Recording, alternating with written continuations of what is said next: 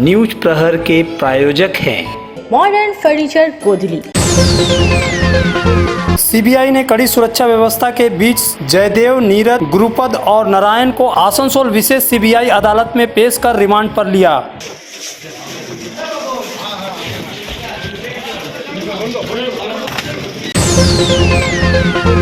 कुल्टी के आस Mohammad arms case में 2 और लोग चढ़े पुलिस के हत्थे। स्कूल फीस वृद्धि को लेकर आसनसोल पेरेंट्स एसोसिएशन ने स्कूल प्रबंधन से लगाई गुहार।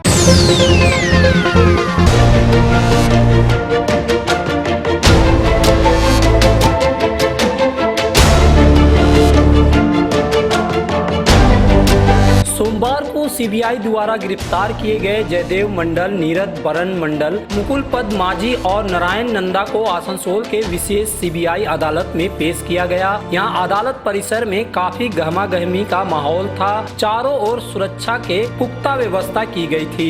वहीं इन चारों को केंद्रीय सुरक्षा बलों के साथ आसनसोल कोर्ट लाया गया था। विशेष सीबीआई अदालत में सीबीआई ने सभी को रिमांड पर मांगा। सारे तथ्यों को जानने के बाद अदालत ने जयदेव मंडल को 4 दिन और बाकी 3 आरोपियों को 7 दिन के रिमांड पर सीबीआई को सौंपा। ये चारों आरोपी अनूप माझी उर्फ लाला के सहयोगी बताए जा रहे हैं। इस विषय में वरिष्ठ अधिवक्ता चंद्रशेखर कुंडू ने क्या कहा, आइए सुनते हैं। आप लोगों को जानकारी है जो अनूप लाला के ऊपर में एक मामला ऑलरेडी है। ये अनूप लाला को सुप्रीम कोर्ट ने एक प्रोटेक्शन ऑर्डर दे दिया है कि उसको अभी अरेस्ट नहीं करना चाहिए। इसके बाद इस केस में सीबीआई जिसको खिलाफ में शिकायत किया है, इसके अंदर में है अनूप लाला, रेलवे का कुछ अधिकारी, सीआईएसएफ का कुछ आदमी और ईसीएल का कुछ अधिकारी। ये लोग कौन सब पब्लिक सर्वेंट है। ये पब्लिक सर्वेंट जो है अनूप लाला छोड़ के ये लोगों को अभी तक कोई किसी को अरेस्ट नहीं किया। हमको जितना जानकारी है जो उन लोगों को 41 का नोटिस 160 का नोटिस दिया है फॉर इन्वेस्टिगेशन को फैसिलिटेट करने के लिए। 409 हकीकत में सरकारी तौर पे जो काम करता है उसके ऊपर में होता है।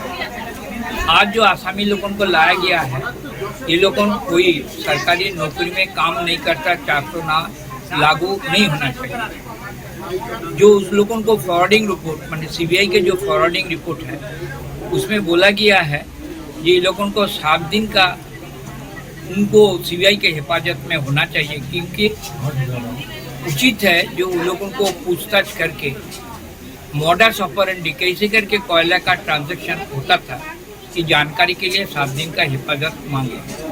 हम लोगों ने बोले हैं यही कि देखिए उन लोगों को खिलाफ 2015 का 16 का कुछ घटना दिया हुआ है, लेकिन ये केस है 2020 का।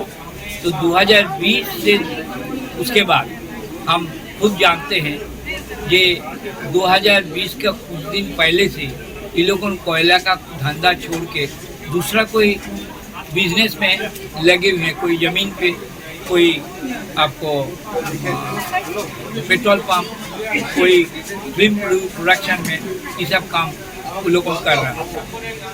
लेकिन कभी लोगों कोयला का साथ में कोई ताल्लुक था बोल के इसको लाया और डिजायरेबल आंसर उन लोगों को नहीं मिला है। लगातार लोगों ने दिया था लेकिन कोई ऐसी कुछ नहीं मिला जिसमें साबुत किया जाता है ये अनूप लाला का साथ में इनको ताल्लुक है। ऐसे कुछ नहीं, इसीलिए उन लोगों का अपना हिफाजत में लिया। हम लोगों ने बोले हैं 4 दिन के देने के लिए, सीबीआई 7 दिन के लिए मांग किया, यही है।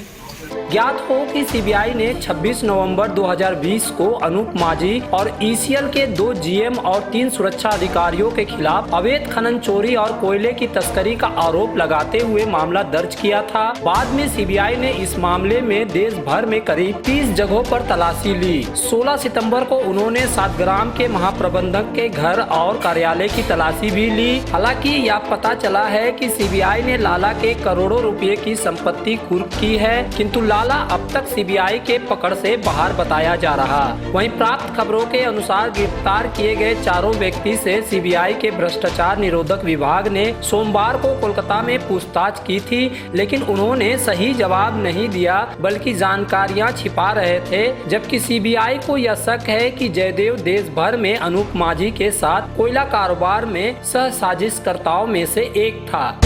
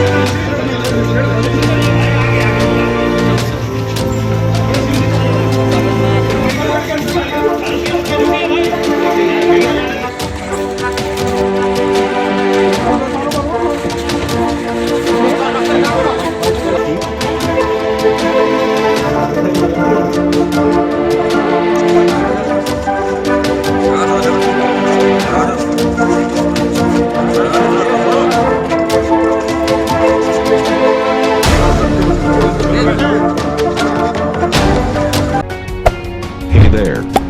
Subscribe to my channel. And also press this bell icon.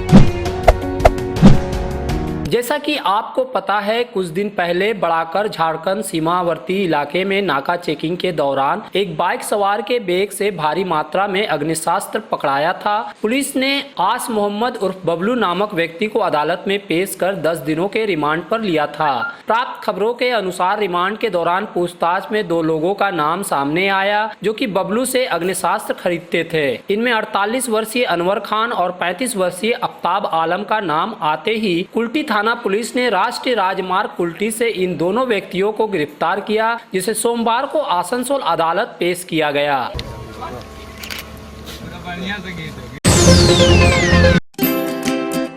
किसी भी घर की शान होती है उस घर में रखे फर्नीचर्स, और आपके सपनों के महल को आकर्षक फर्नीचर्स के साथ सजाना हो तो आप सीधे चले आए मॉडर्न फर्नीचर गोधली।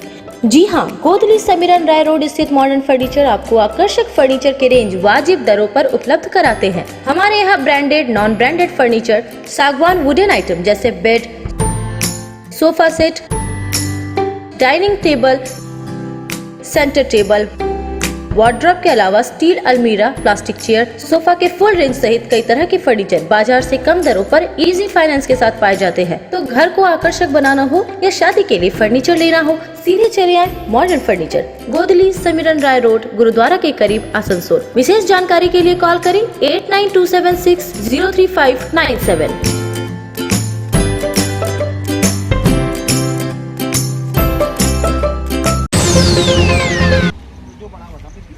वर्तमान स्थिति में जहां एक और लोगों को जीवन यापन करना दूभर हो रहा है, वहीं बच्चों के पढ़ाई की चिंता भी हर पेरेंट्स को सताने लगी है, क्योंकि आए दिन किसी न किसी स्कूल के मनमानी फीस बढ़ाए जाने का आरोप स्कूल प्रबंधन पर लगता आया है। सोमवार को आसनसोल स्थित श्री हरि ग्लोबल स्कूल में पढ़ने वाले बच्चों के अभिभावक आसनसोल पेरेंट एसोसिएशन के बैनर तले शिकायत करने पहुंचे। इनका आरोप है कि स्कूल प्रबंधन द्वारा कोर्ट के मनाही के बाद भी फीस बढ़ाया गया और अभिभावकों द्वारा बढ़े गए फीस नहीं देने पर परीक्षा देने पर रोक लगा दी गई। बच्चों को एडमिट कार्ड नहीं दिया जा रहा। इस विषय में आसनसोल पेरेंट्स एसोसिएशन के सेक्रेटरी ने बताया। अभी सबसे बड़ा चीज़ है कि बच्चे का एडमिट लोग एग्ज़ाम के टाइम रुका हुआ है, इसलिए आए। बच्चे का जो पिछला फीस है वो मांग रहे हैं, तो देने के लिए तैयार है। किस बैनर के पर आए हैं कि मैं आसनसोल पेरेंट्स एसोसिएशन सेक्रेटरी हूँ, एमडी साजिद अंसारी। मैं इसीलिए यहाँ पे आया हूँ कि इन लोगों ने क्या किया है कि बच्चे का एडमिट रोक दिया है। सारे पेरेंट्स मेरे पास आए थे कि हमारा बच्चे का, तो हाई कोर्ट जब बोल चुका है कि आप ना स्कूल रोक सकते हैं, ऑनलाइन क्लास रोक सकते हैं, ना ही आप किसी का एडमिट रोक सकते हैं, ना एग्ज़ाम रोक सकते हैं, क्योंकि इस आधार से इन्होंने बच्चे का एग्ज़ाम को रोका है। आधार इनको ये एडमिट नहीं दिया है। एडमिट कार्ड क्यों नहीं दिया है? क्या इन्होंने फिर परमिशन दिया था हाई कोर्ट जो इन्होंने एडमिट कार्ड रोका है, एग्ज़ाम रोका है? इसी के लिए हम लोग आए हैं और पेरेंट्स फीस देने के लिए तैयार है। लेकिन इनका कहना है कि जो फीस बढ़ चुका है, 19 का जो फीस था इसमें लोग बढ़ा चुके हैं, 19 का फीस में बढ़ा चुके हैं, उसी हिसाब से फिर लोग बढ़ा रहे हैं। लेकिन कोर्ट नहीं बोला है बढ़ाने के लिए। कोर्ट बोला है बढ़ाने के लिए, इन लोग फीस बढ़ा के फिर लोग अभी का जो फीस है सब लोग बोले एक साथ देने के लिए और फीस बढ़ा के देने के लिए। तो ये हम लोग ऐसा नहीं करेंगे। जो 19 में फीस था, जो सरकार नहीं बोली, इसको जो हाई कोर्ट नहीं बोली थी, उसी हिसाब से फीस हम लोग देंगे। वहीं अभिभावकों ने भी अपनी समस्या सुनाई। মেইনলি প্রবলেম এই স্কুলটার প্রতি বছর সিও চেঞ্জ হয়ে যাচ্ছে। মনে করুন সিওর সাথে আমরা একটা প্রমিস করেছে যে আমার ছেলেকে এই দেবে ওই দেবে এই জিনিস, আমরা সেই আকর্ষণে এই স্কুলে এসেছিলাম।